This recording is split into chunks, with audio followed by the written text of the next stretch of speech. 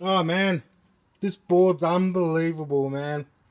I can't get over it.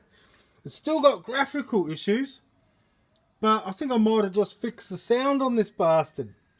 This chip just up here on the very first pin, I think it's a ground. It wasn't soldered, and that was preventing anything happening, all the music. So yeah, I found that, and then now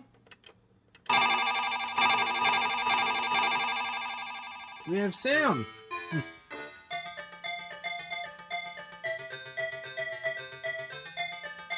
Still got this thing to fix. Still not sure what that is. Could be something on the board here, and could be something on the board there. Yeah, I'll see what happens.